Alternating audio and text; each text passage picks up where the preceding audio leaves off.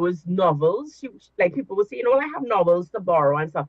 And she will open it and kind of decide whether she likes it or not, and then ask for a brand new one. Why? Because she wants to highlight, she wants to write, she wants to make it her own. She wants to be able to open it, and if the middle cracks open, you know, so be it. And that is the sign of a child that's really using their school books, right? You know, they're into it and stuff. So renting really does not allow for a child to use their books, to really be into it. I always found that the children who were getting those A's, their books are messy, you know, and it's because they're not focused on keeping the book for the next term, for the next year, for somebody else to have it, to rent it and return it. And they just want to get into it. So that rent a book program really wasn't the best. You know, then you have workbooks. So you still have to purchase workbooks. I did just a Facebook post just to get an idea. And I mean, this is not even on any kind of group with mothers and stuff, right? This is just my own personal page. And, you know, within an hour, you know, there were like some 49 comments, and nobody had book prices under $1,000. Like nobody, right? One mom said, you know, she bought secondhand books, and her price tag was $1,100, right? And that is secondhand books for second year. So this is what, a 7-year-old, a 7-year-old. $1,100 for books for a 7-year-old for second-hand books, and she bought second-hand books. Wow! So she had to buy the new workbooks because, of course, you can't use a second-hand workbook, right? But we also, I mean, and let's be real, there is that textbook, like boys club, you know, that there's a textbook racket where, because we have brilliant young authors that have come up with textbooks, teachers in the system. The textbooks are colorful, they look more like what a homeschool textbook would look like. Because if you put a public school textbook, a Ministry of Education textbook, next to a homeschool curriculum, and you go chalk and cheese, you know, the books are so well designed when you purchase a homeschool curriculum. And I have seen local books, you know, pushing the local curriculum designed by local teachers. They're phenomenal. And they cannot get the book onto the book list because it has to go through the textbook committee. And if you don't know somebody in the textbook committee, well, you know, tough for you. But it's interesting that you'd raised that point because, as I mentioned in my introduction, the minister. Yep, the only thing that changes is a line here and a line there, and you put it. Well, he spoke about it. He said these additions and these alterations actually prevent generational use. And he mentioned that the government would be putting a committee together, and this is in the last budget presentation, to review the situation. They're going to deal with it in 2020. We're always reviewing the situation and nothing comes out of it. Are we still reviewing the Paria tragedy? Nothing comes out of it. So in that regard, parents have the power and they need to take it back. Well, okay, so then that's the whole question. How do parents now take back the power? Because as much as one might argue that, and you made an argument against the education system being free, it's a myth, and you've also said that you are against the education system. I definitely want to touch on that topic, not right now though. However, how do parents now take back the power? No, you know, I am this is stuck on my wall. I know, I'm not sure that your viewers can see it, but that's what protest. And you know, I think that's unfortunate. It's hard. I'm not saying it's easy because people say, call a date, Marsha, I'll show up. I said, I've been in front of the red times and I can count, and nobody shows up. You know, and so one parent will say, I'm not doing it this term. Full stop. And the poor child will be the only person because we don't have that spirit of unity where 400,000 parents stand and say, I'm not doing it. You know, we are not doing it. So but that is the way, right? You know, you need all the parents to get on board. You certainly need tutors to get on board and make a strong case that, you know, the parents, and we have NPTE. So all these, there's the on in book theory, it's supposed to work because you have parents should come on board and PTA be the voice of the parents and PTA be the voice, the tutor, and then, and that's how it's supposed to work. But it doesn't work that way. And you're not seeing any of the groups that are supposed to be the voice of parents, supposed to be the voice of teachers, really taking a stance.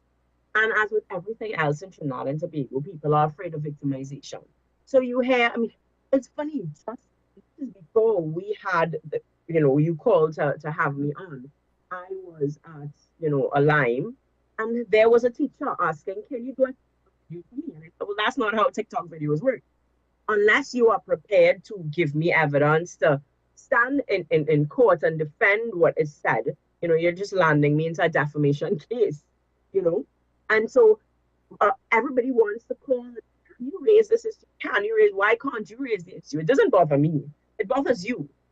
Well, my job, and that's what you hear all the time, in politics, all the way it goes, who doesn't want to lose a contract with the ministry? Who doesn't want to this? Who doesn't? So there is this sense of victimization.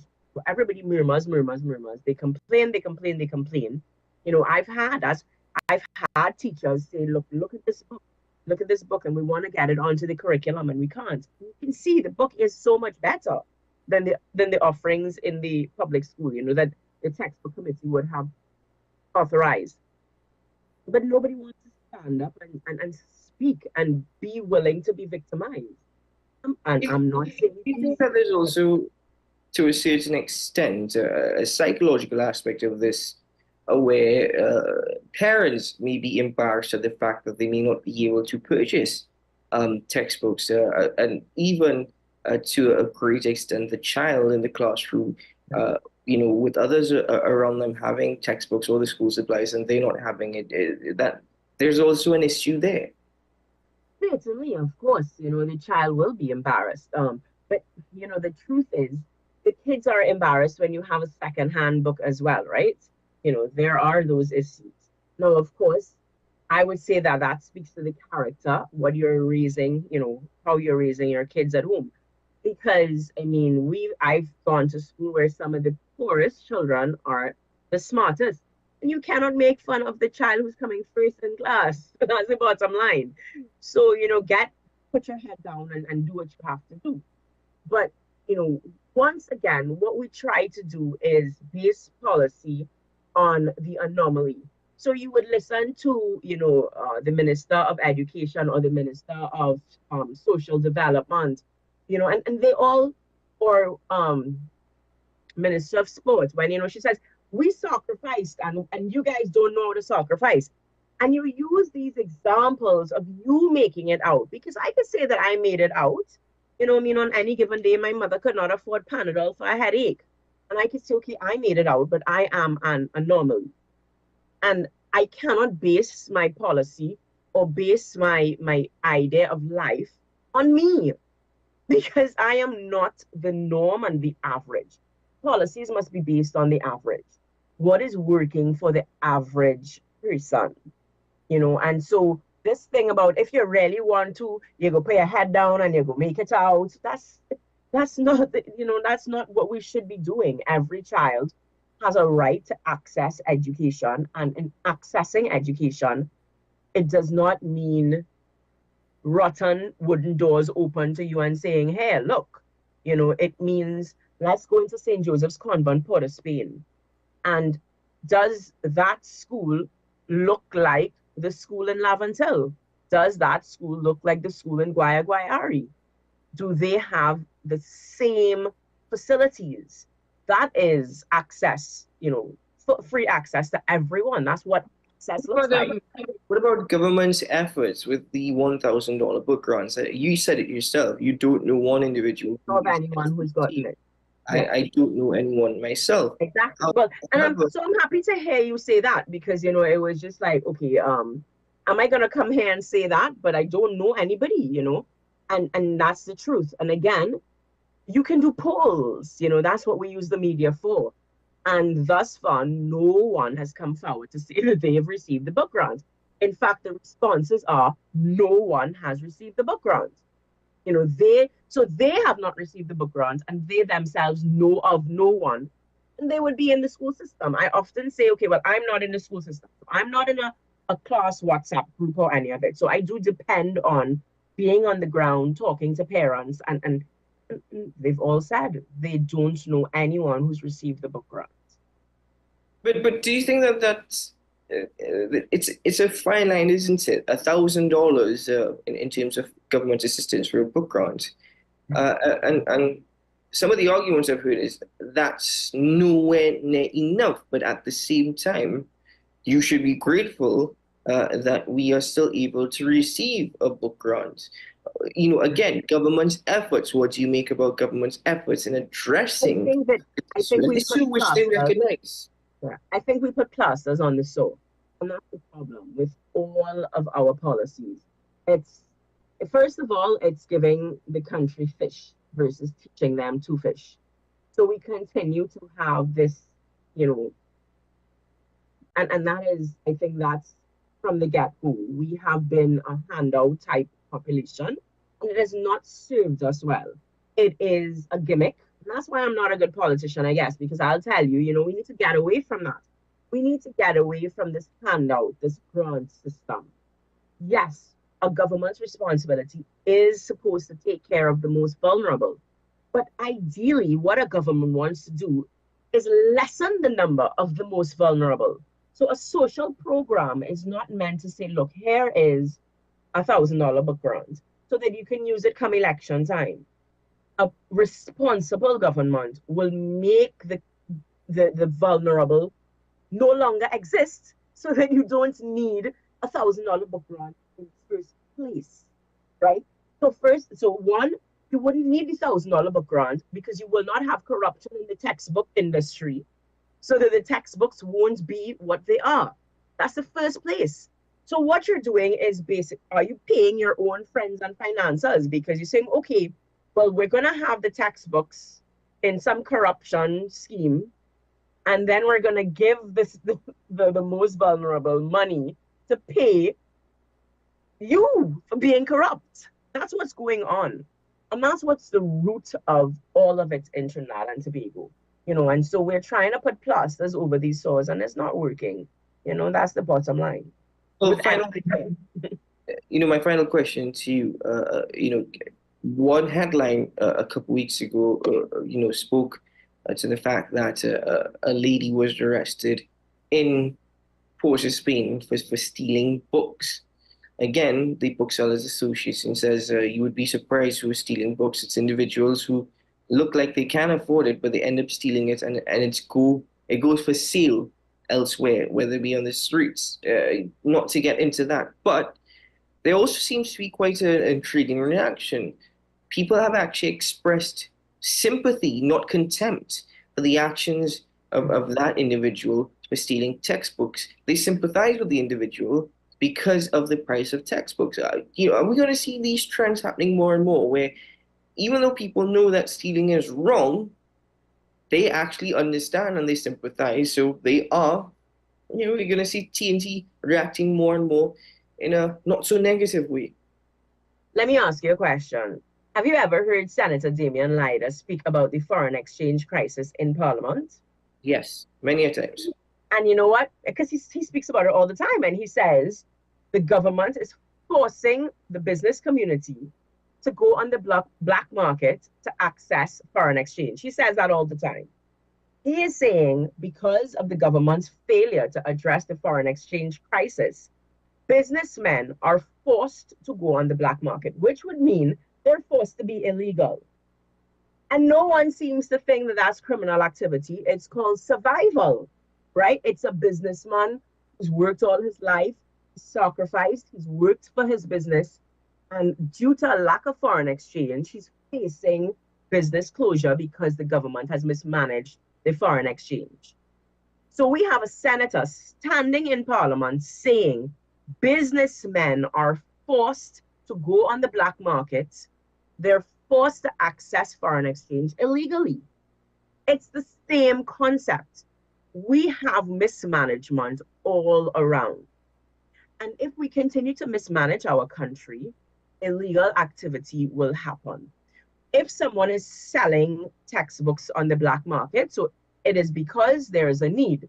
It is because so they may not need the books themselves, but they have recognized that there are persons out there who can't afford books. So they've gone, they're stealing it, and now they're selling it at a reasonable price because they ain't paying nothing for it. Right? Now, am I defending it? I can't defend it because wrong is wrong, right? And you have to find a way around it. I said, and I mean, I tell people all the time, which is why I don't buy it. I was a single mother when I was homeschooling my child. So you have to figure it out.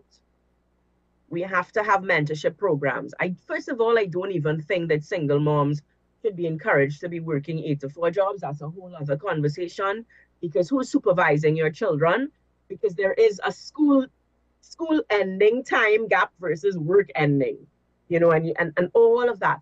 And so we're not addressing the root causes of our problems in children. You put a single mom to work, the child isn't supervised, the child gets into mischief, the child ends up in a life of crime, while the poor mother is simply trying to put food on the table. So can we help moms be at home, gardening, sewing, different ways of earning an income so she can be there when the child gets home to help with homework? So there's a lot of conversation that needs to happen around this entire thing. Rather than giving them $1,000 book grant, can they help the mom start a tomato plant, a tomato field in the back of her yard or something that could then earn the money versus, teaching to fish versus fish. Yes. But I don't know that we have the will to really change the country. Well, Ms. Walker, I want to thank you very much for joining me on the program this morning. Thank you very much for sharing your thoughts and opinions. I really, in due time, we would welcome you back to the program. You made a comment there, I'm against the education system, and I would certainly like to expand on that to get your thoughts. But no, we're going to have to end it there. Thank you very much. Thank you. Thank you for keeping up the conversation. Your job is very important. Thank you. All the very best. Take care. Ladies and gentlemen, we take a break here on AM Prime. When we return, conversations continue. Stay with us.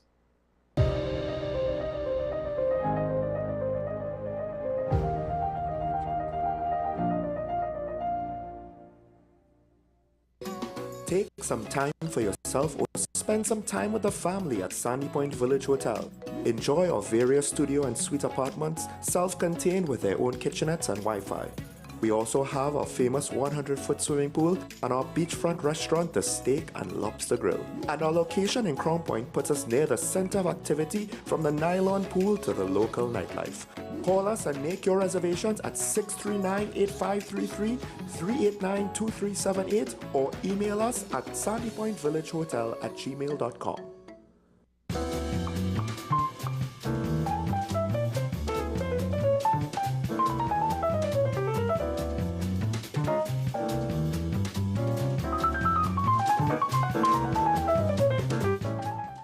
Transform your home with PCU Plus. From stylish furniture to the latest appliances, we have everything you need to create your perfect space. At PCU Plus, we offer fair prices and affordable financing options that are cheaper than hire purchase agreements. With convenient locations in San Fernando, Tobago, Arima, and our lifestyle showroom in Barataria, you're never far from the best deals. Visit PCU Plus today and discover why we're the top choice for quality furniture and appliances. PCU Plus. Quality you trust, prices you'll love. Visit one of our locations or find us online to start transforming your home today.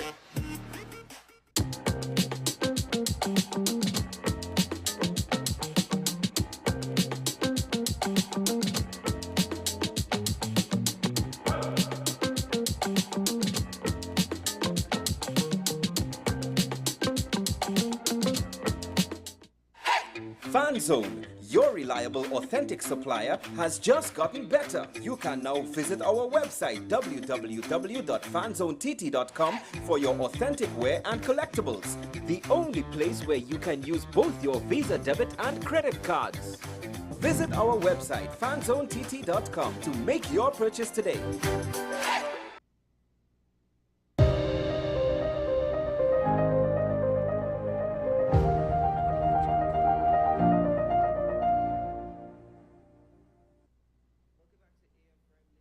Gentlemen, thank you very much for being with us once more this morning as we continue the conversations. My next guest was a bit of news that took me by surprise, and I'm wondering if it took many of you by surprise as well.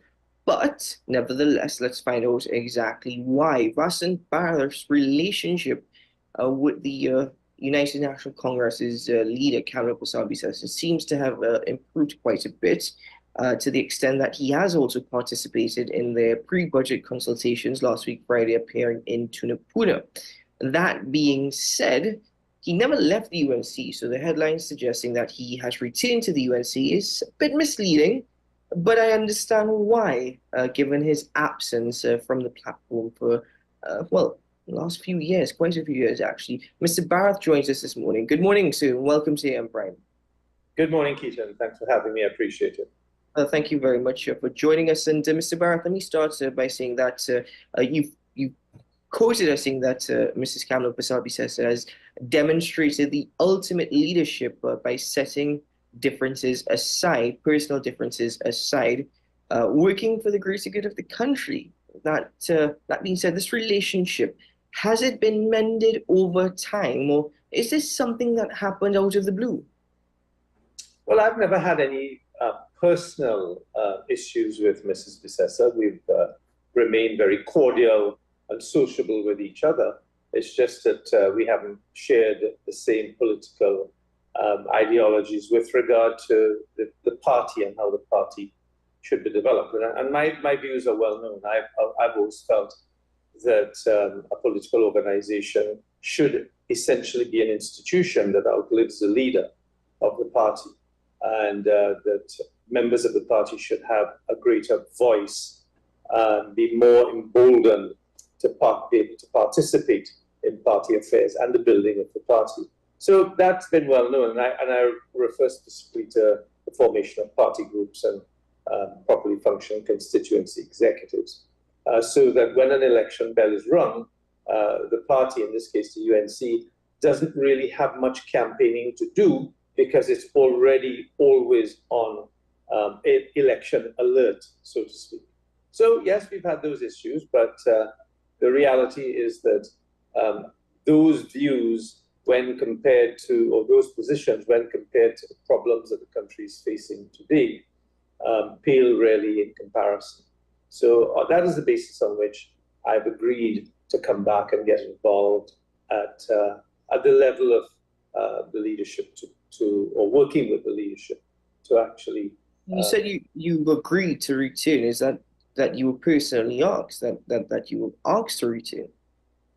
Yes, Mrs. Bissessa reached out, and we had a couple of conversations with regard to getting back involved and assisting the party.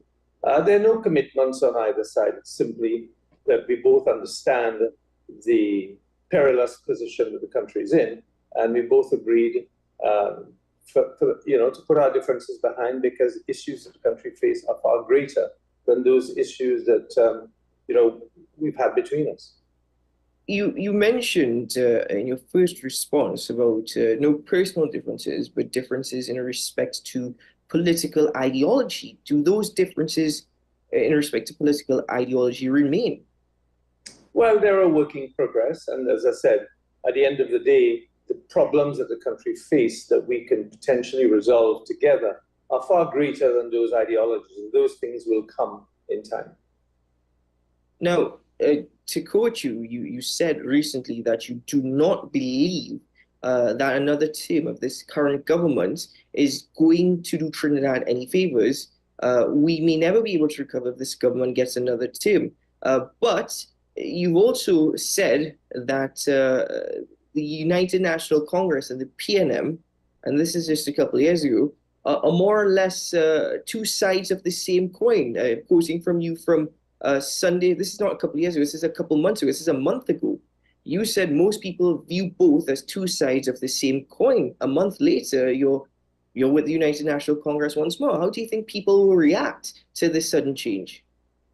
Well, at the end of the day, when we talk about political organizations and political parties, things can change within the organizations themselves. And if it is that Mrs. Bissessa is looking to reorganize how the UNC looks and the participation of certain people within the organization.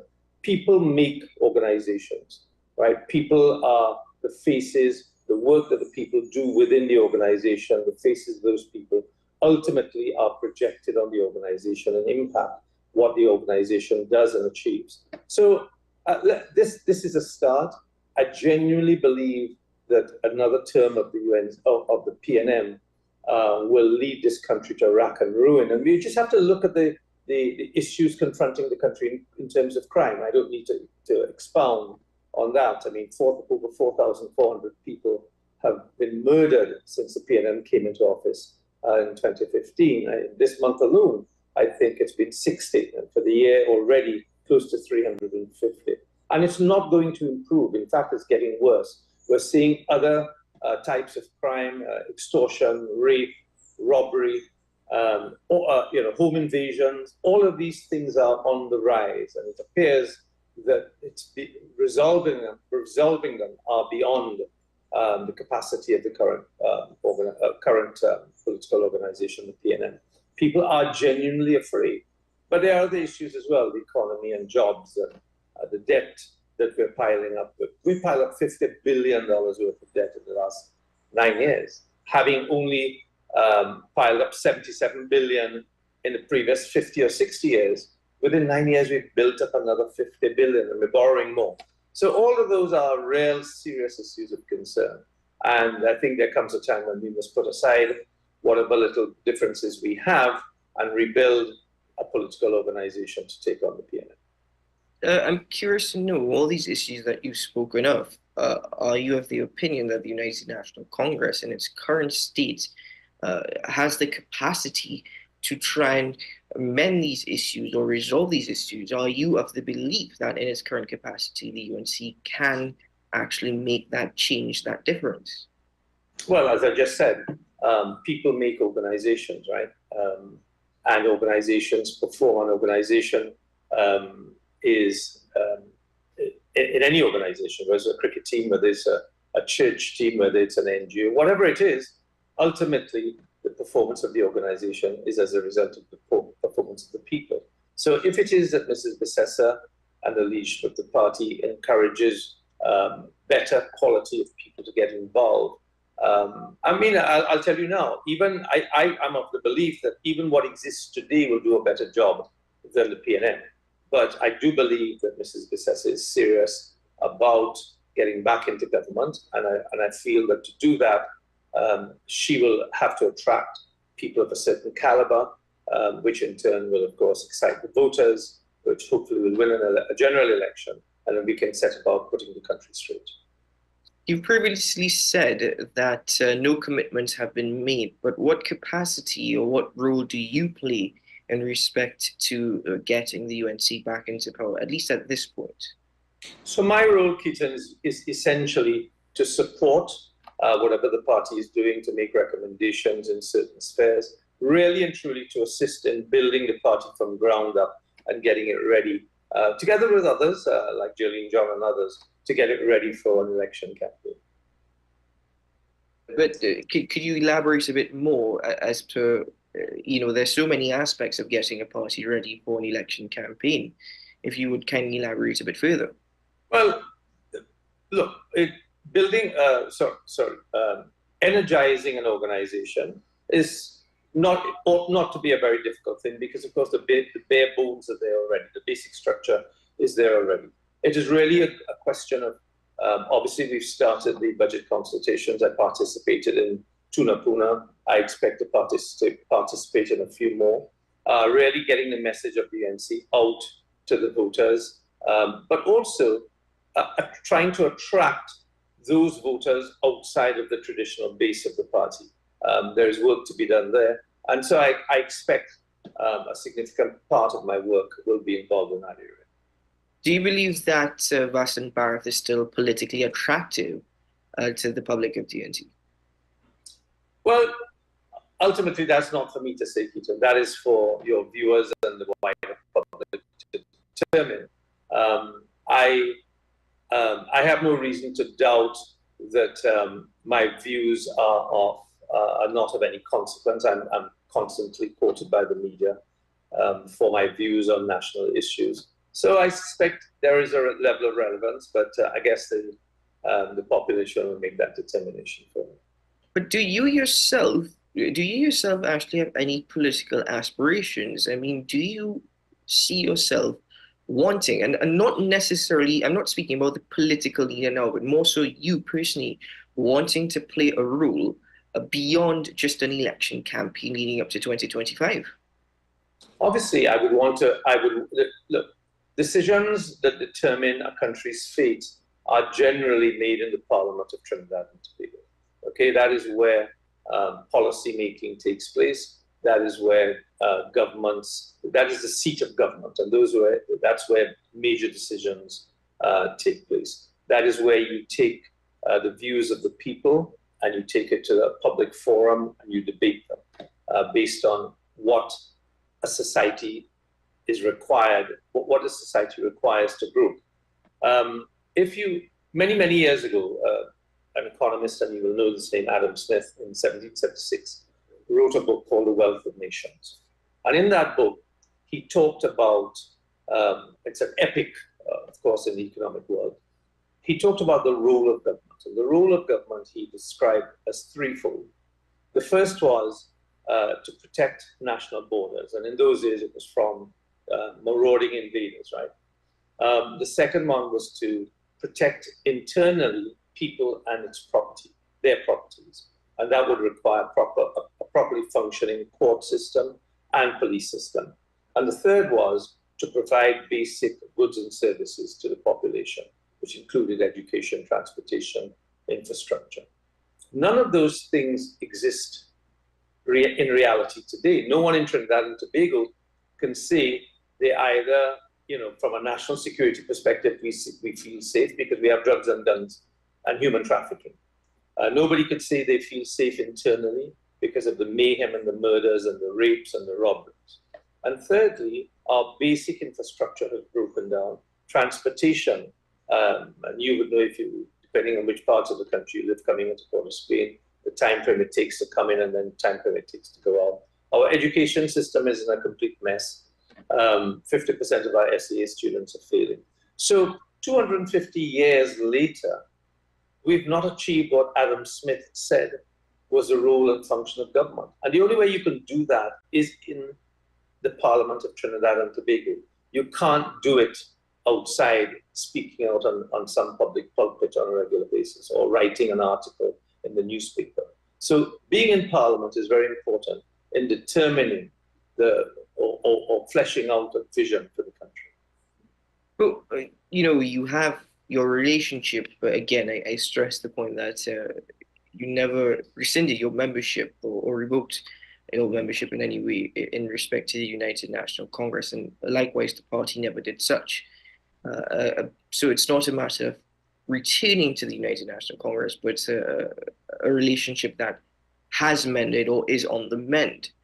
But, again, looking at what you said just a month ago, you said what is required is a new political movement, a phoenix from the ashes.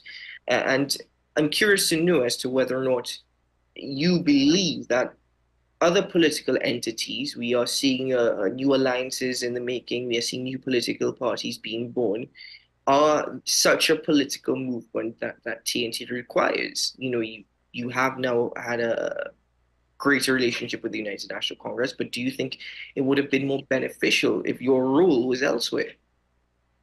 I think that when I talk about a phoenix rising from the ashes, I mean a new political ideology. And political parties can reinvent themselves over a period of time. We saw in the United Kingdom many years ago, we saw Labour transform from Labour to New Labour. You remember that under Tony Blair. And it was the same party, but with a reinvigorated ideology of what was necessary.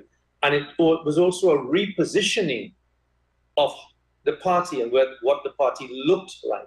So it moved away from the old imagery of Michael Foot and others to Tony Blair. it almost became it almost became a lot more conservative in its outlook than Labour.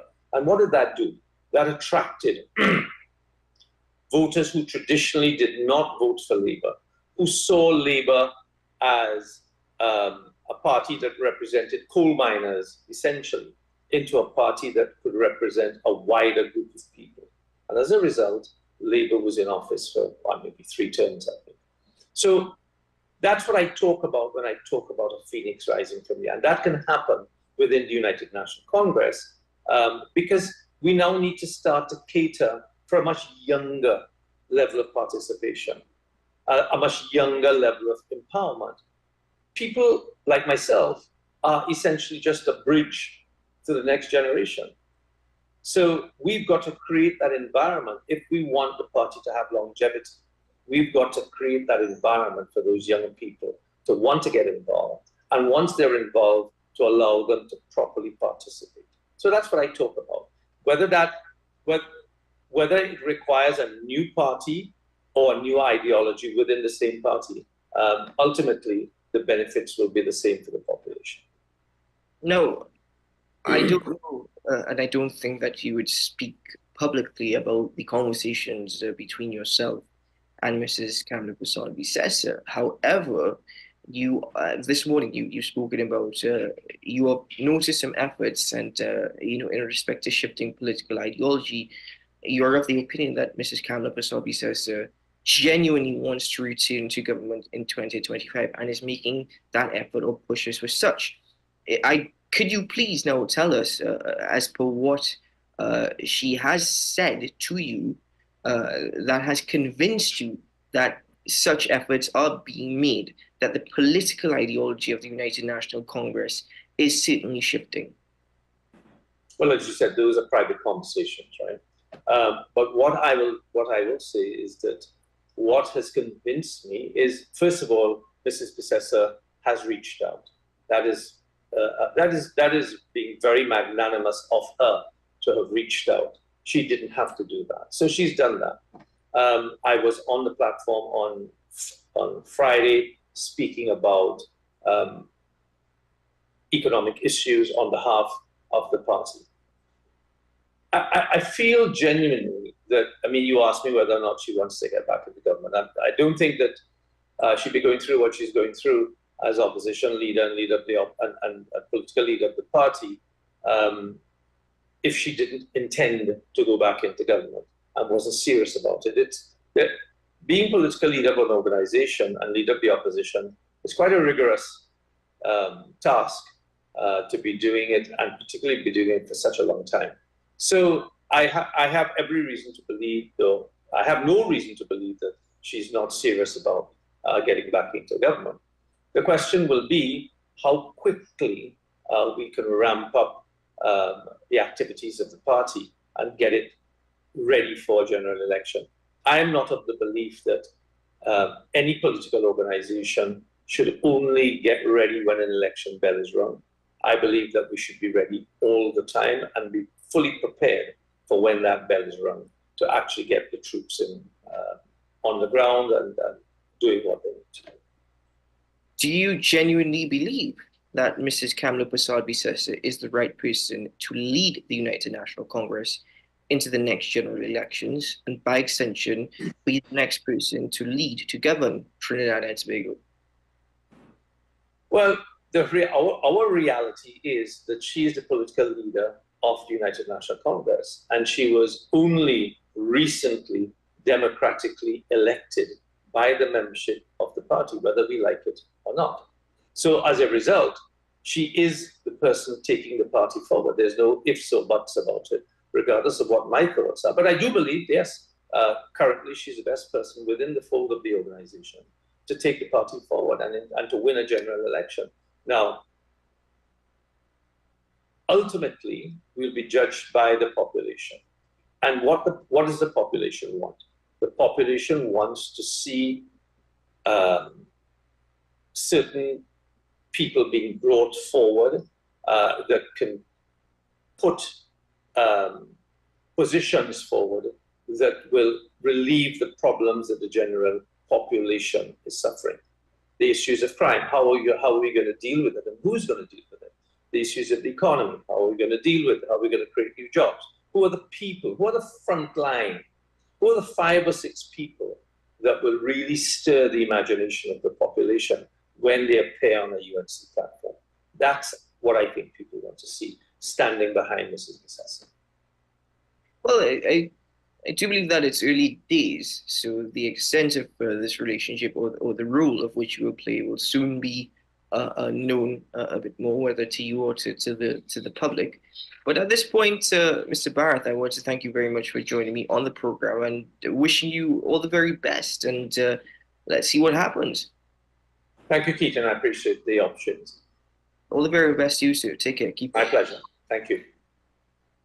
Ladies and gentlemen, as Mr. Barrett said, it's really up to you to decide. It's really up to you to judge whether or not you believe that he's still politically attractive, and by extension, whether or not the United National Congress is the best option to lead the country in 2025. An election, of course, a general election is due within the next year, and we're counting down month by month now. Ladies and gentlemen, we take a break here on the program. We will return shortly. Stay with us.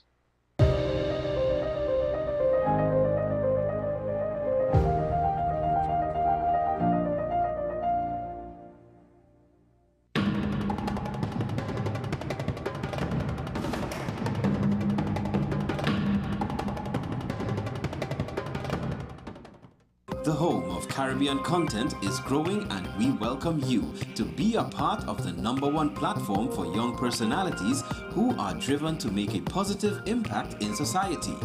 As we continue to reach every corner of Trinidad and Tobago through our daily broadcasts, our social media pages, or through our 75+ digital billboards across the nation, contact us to learn about our competitive rates via marketing at wesncc.com or call us at 628-5835. WESN Content Capital, television with a difference.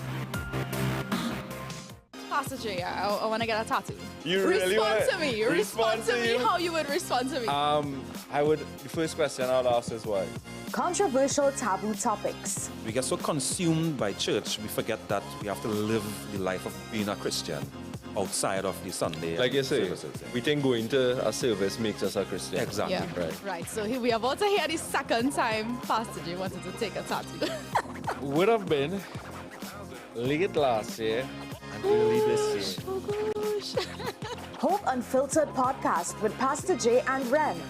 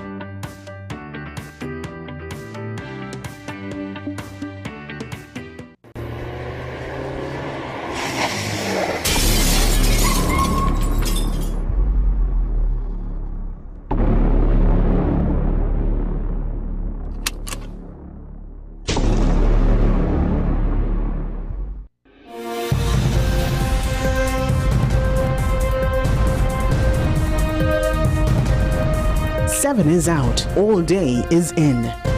WESN News on the hour.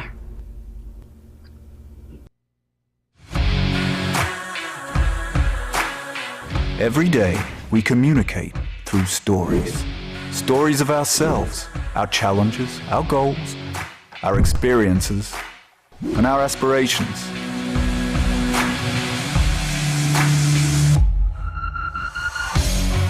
Storytelling is an art that we have mastered. WESN Film Studios comprises a collaborative team of experts with extensive industry experience locally, regionally, and internationally.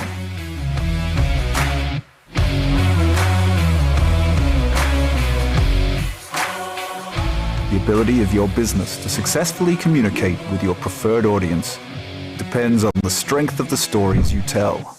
Your vision should be communicated in a high-quality, professional, and creative way.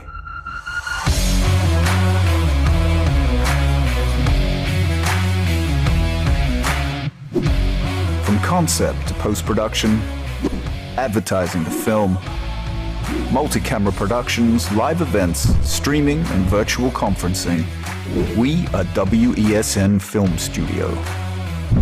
Let your own unique voice be heard and your vision realized. Call us today at 628-5835 for your next production.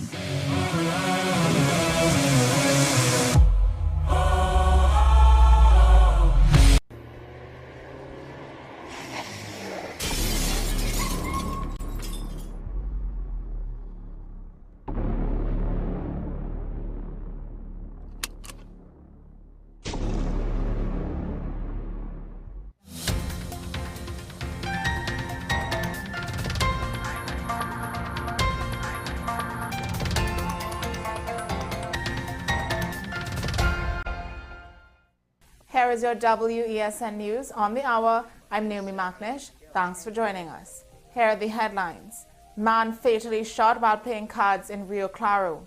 Trinidad and Tobago under-15 girls team secure first wins in CONCACAF tournament. U.S. donates $20,000 kits to help fight dengue. And internationally, Black Panther actress Connie Chiume dies at 72.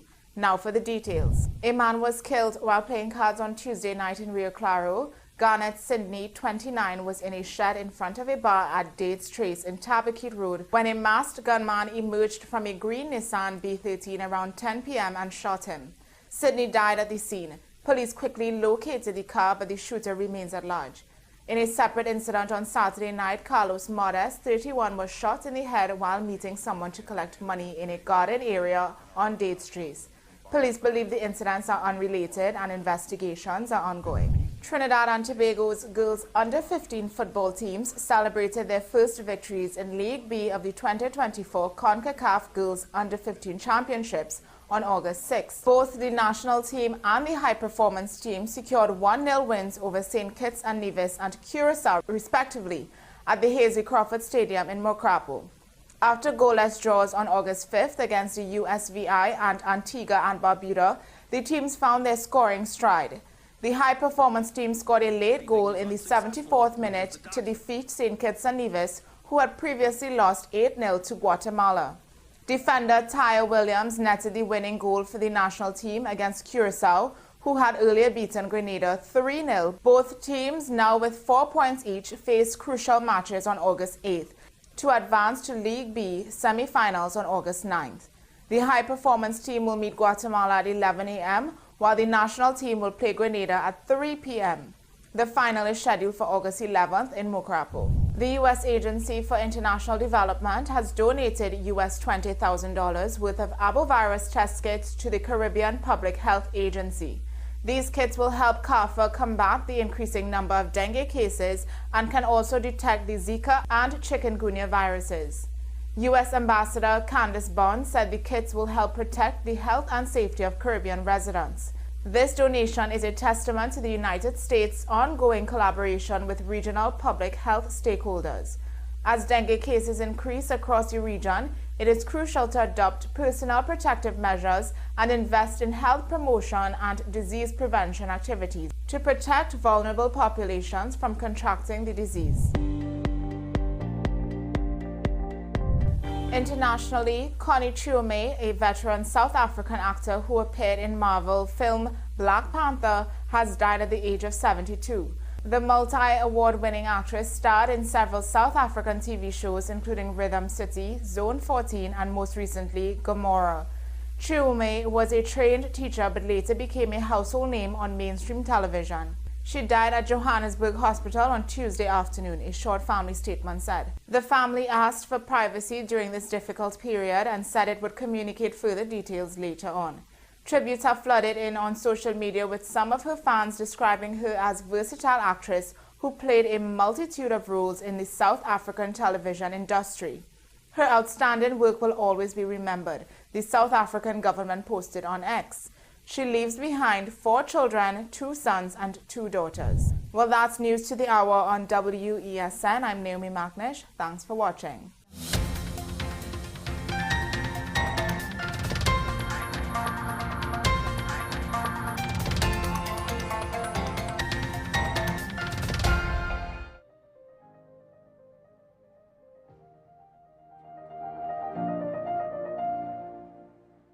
Welcome back to AM Prime, ladies and gentlemen. Talk about the shortest introduction ever on live television.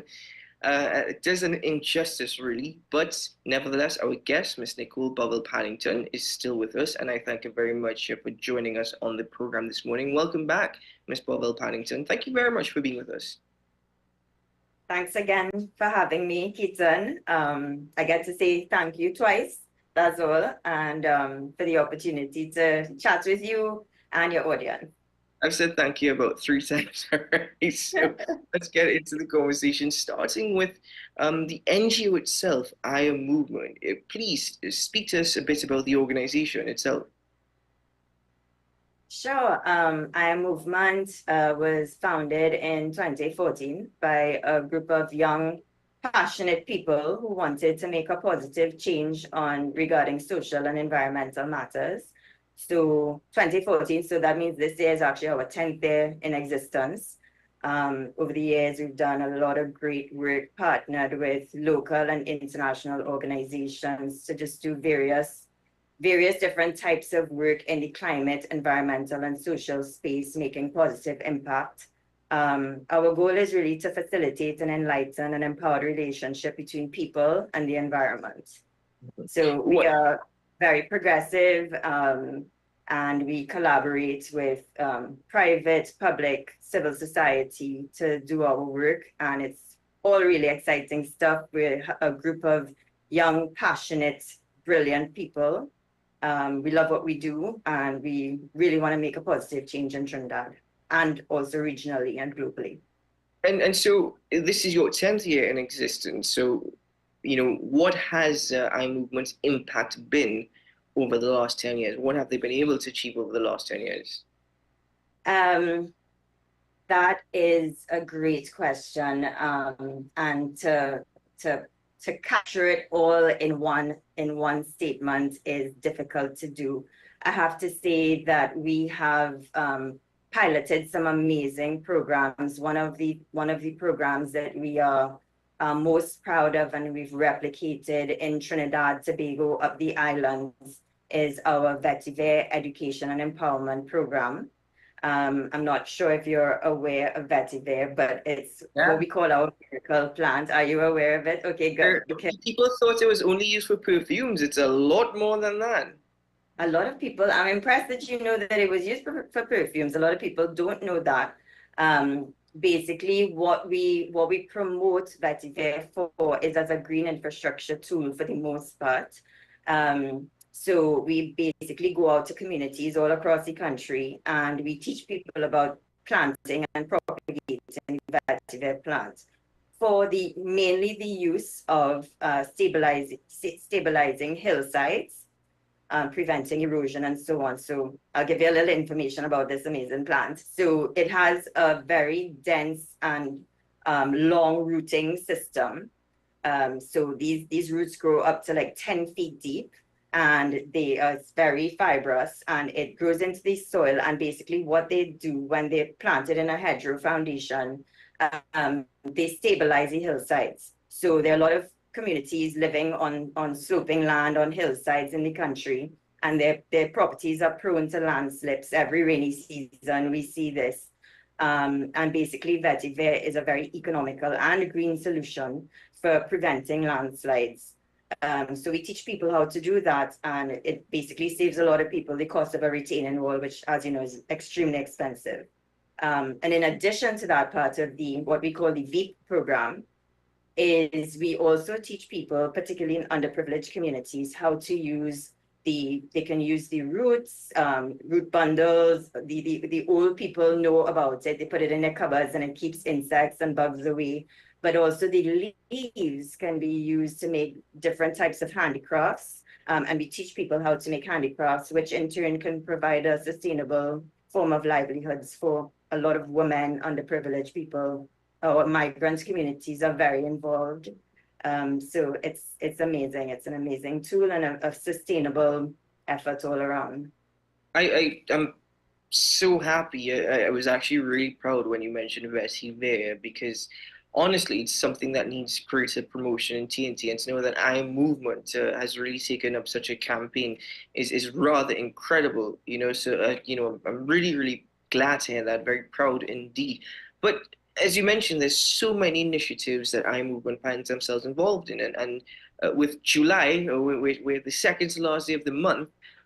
But July was a plastic-free month, and you had a campaign focused on that as well. Please tell us more about that campaign. Yeah, so Plastic Free July is actually a global movement. If you go and Google it online, it's something being done across the world. And so I Am Movement sort of embraced that for July here and tagged on to the movement. Because as we know, plastics are a problem here, single-use plastics in particular. Now, we're not saying don't use plastics, but we really need to be conscious about how much single-use plastics in particular we consume. So that was the idea, just to bring about awareness. I feel like a lot of us are aware, but it's good to keep the awareness at the forefront of people's mind, so that they can recognize, hey, this is a problem, and maybe I can make better choices to prevent this. As we know, plastics take 999 years to decompose. So if we continue the consumption at the rate, we really have a very big problem. I'll give you a little statistic, Keaton. The Caribbean Sea is the second most plastic contaminated sea in the world, behind the Mediterranean. Okay, I didn't know that. Wow. Yeah. So, I mean, it doesn't take a genius. When we go to the beach, we go by the river.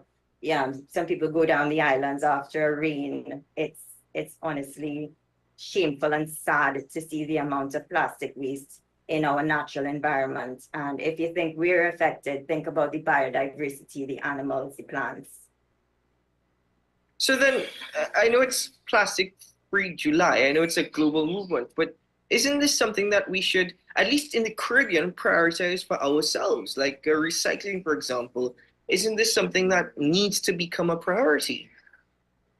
Absolutely. I mean, I feel like a lot of people are aware of that. And, as we walked through the streets of Port of Spain last week, we engaged with a lot of members of the public, even vendors who were selling, drinks and so on, which, contribute to the problem. They themselves acknowledge that this is a problem, and they are happy for support in terms of for solutions. One lady, one vendor, she spoke about 5 minutes of rain in Port of Spain, and the drains are full of plastic bottles and different type plastic bags and so on.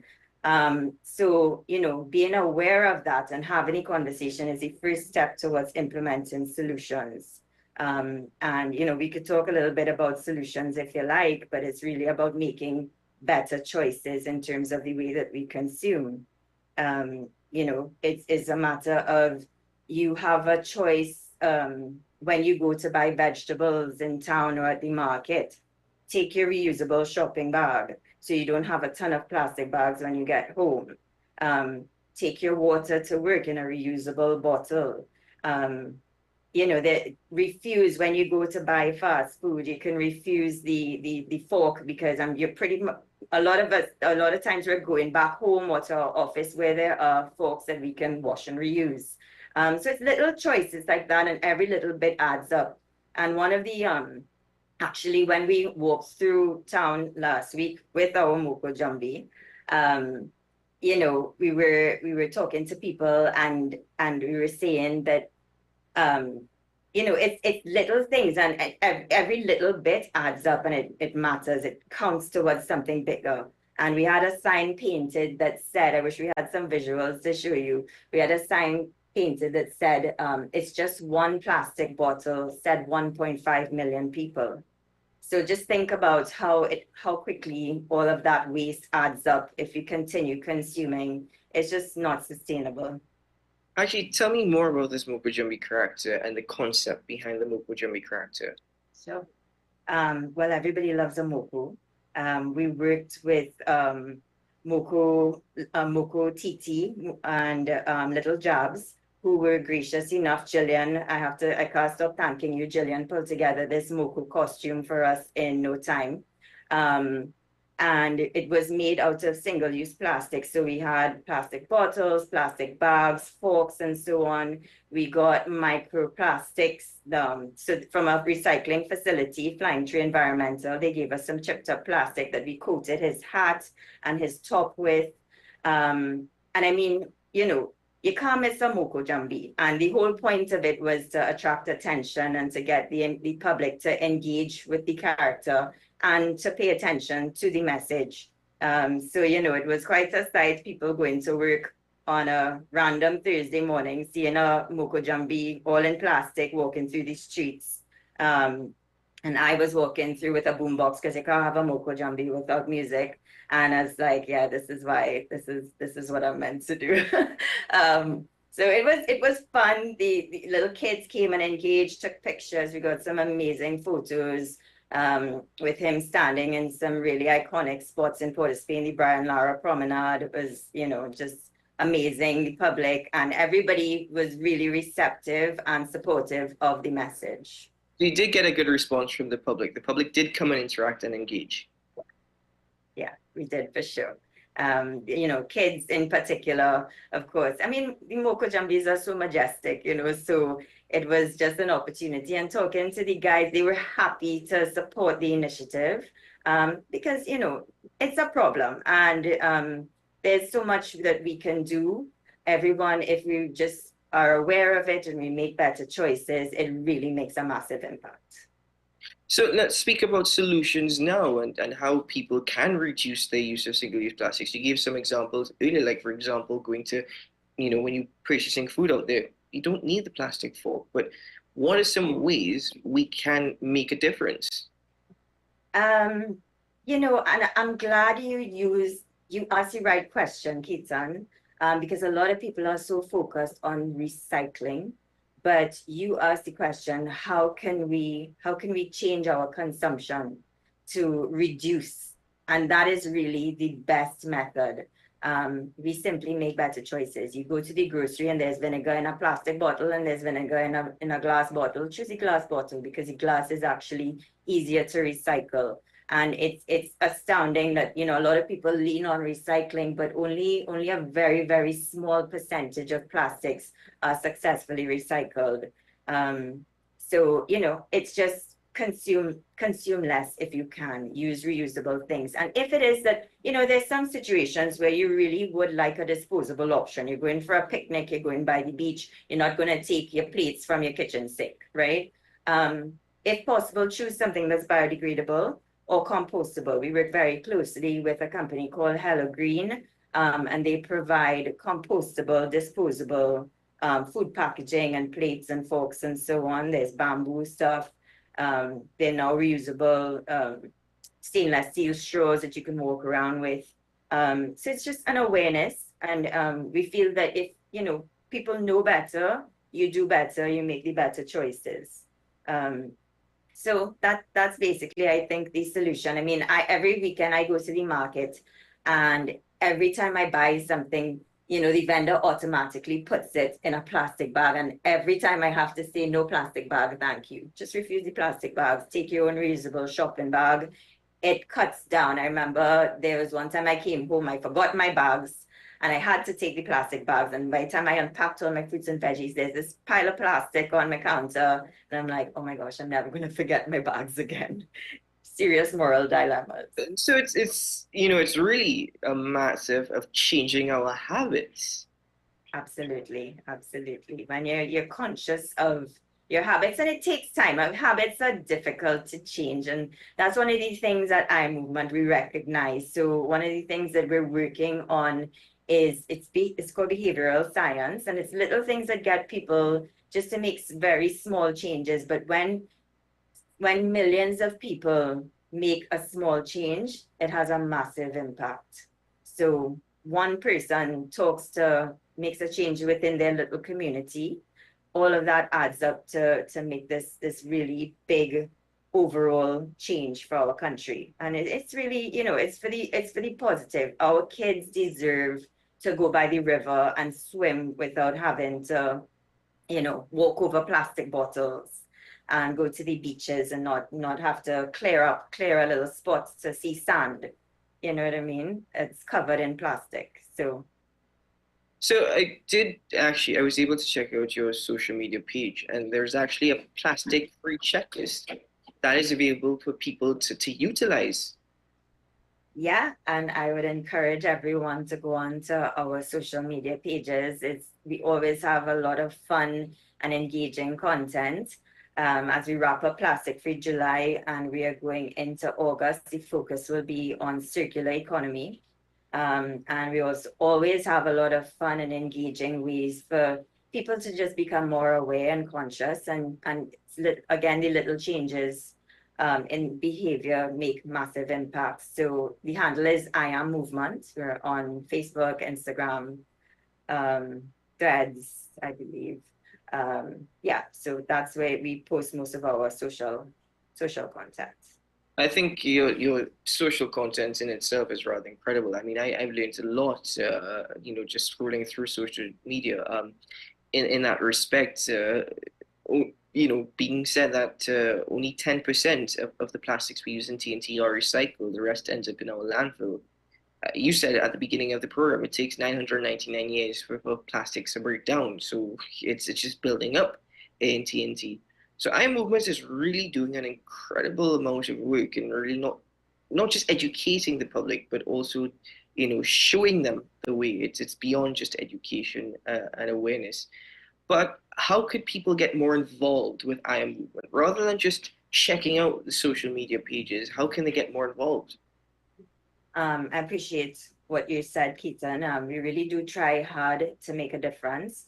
And yes, we encourage people to get involved. There's simply taking personal responsibility is a way of being involved. That's the way that you join a movement. If you start making a change in the way that you go about your daily life and you make smarter choices in terms of single-use plastics and you choose reusable options or biodegradable options, you're more conscious about how you consume energy, and you're more basically just conscientious about the environmental impact all of your daily activities have. That's one way to be involved. If you want to be more formally involved and to volunteer, we do have a volunteer group. You can just reach out to us on the socials and we add you to the WhatsApp group. Whenever we have events, we reach out to our volunteers. In fact, last week, one of your team members came out. He's one of our volunteers. That's Joash. Joash, thanks again for coming out. He took some amazing pictures of the Mokojambi in Port of Spain. And he was at a recent event that we did on National Day of Caring a month ago. We do reach out to our volunteers when we do different activities. They come out and we really value them. So just reach out on the socials. We're always happy for help. Indeed. And yes, well done, Joash. We're really, really doing a lot there. Thank you very much, Miss Nicole Bovell Paddington, for joining us on AM Prime this morning. We appreciate your time, but we appreciate the entire team behind iMovement and all the volunteers who are working to make a difference, to make change. Thank you so very much for joining us. Thank you for having me, Kitash. Have a great day. Indeed, and I look forward to the next campaign. I mean, Vesive is incredible. Plastics Free July. Can't wait for the next campaign. Yeah, you're welcome to come and participate anytime. Definitely, definitely. Thanks very much. You'll see Josh and I there. Yeah. Take care. All the very best. Bye-bye. Ladies and gentlemen, there's always some good happening, and at times we may not necessarily see it all or recognize it all, but we are proud and we are glad that we can raise that level of awareness. Now, stressing the point about vetiver because it's incredible what nature has provided for us. Solutions are right there in front of us. Let's utilize it. Yeah. Anyway, ladies and gentlemen, thank you very much for joining me on the program this morning. Thank you very much for my guests for their contributions to the discussion, and of course for really pushing for TNT to be a better place. We hope that's always the intention, at least. I'm Keaton Shaw, and thank you very much to my dream team in Ryan Gomez-Burke and Milewood. Today is a good day to have a good day, and I'll be seeing you again very soon. Bye-bye.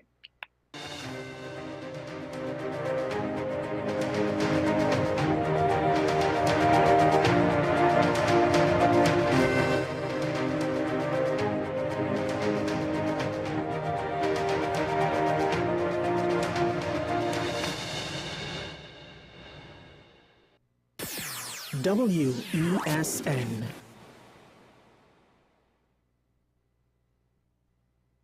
The home of Caribbean content is growing, and we welcome you to be a part of the #1 platform for young personalities who are driven to make a positive impact in society. As we continue to reach every corner of Trinidad and Tobago through our daily broadcasts, our social media pages, or through our 75+ digital billboards across the nation, contact us to learn about our competitive rates via marketing at wesncc.com or call us at 628-5835. WESN Content Capital, television with a difference. FanZone, your reliable, authentic supplier, has just gotten better. You can now visit our website www.fanzonett.com for your authentic wear and collectibles. The only place where you can use both your Visa debit and credit cards. Visit our website fanzonett.com to make your purchase today.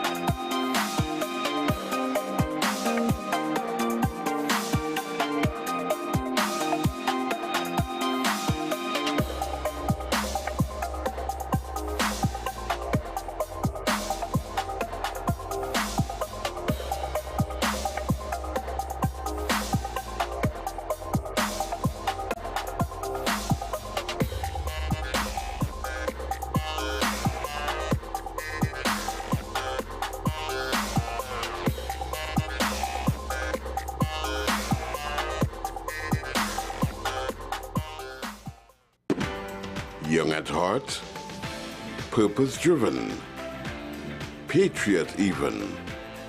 When you like to party, but are still passionate about discussing important issues, the only place where your needs will be met is WESN Content Capital.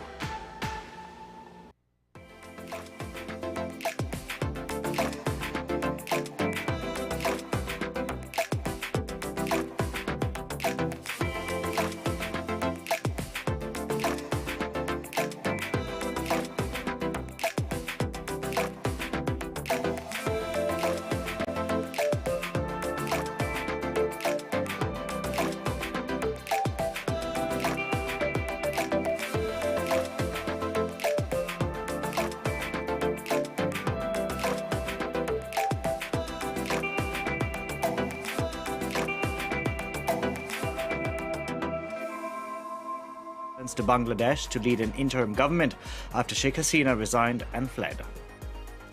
3 Taylor Swift concerts cancelled in Vienna, scheduled for this week. Austrian authorities say ISIS material was found at the home of a second suspect.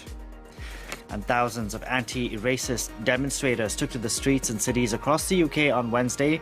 The show of defiance comes after days of rioting, which saw mosques and migrant centres attacked.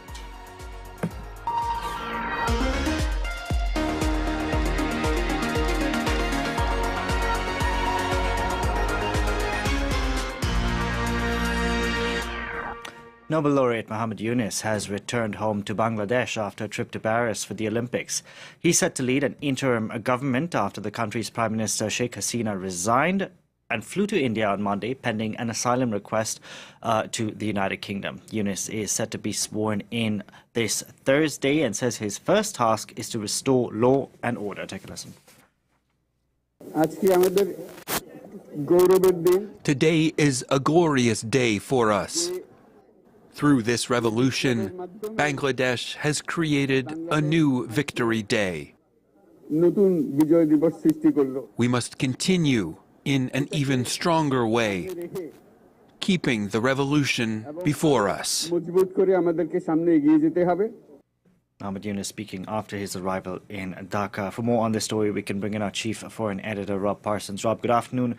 Tough days ahead for Muhammad Yunus, isn't it? Yeah, I mean, a really tough day. He said, that the first task is restoring law and order, and it's absolutely clear that is the case, because in the days since Sheikh Hasina fled the country, the situation on the streets of Bangladesh has been pretty critical. The police have essentially disbanded because of attacks on them.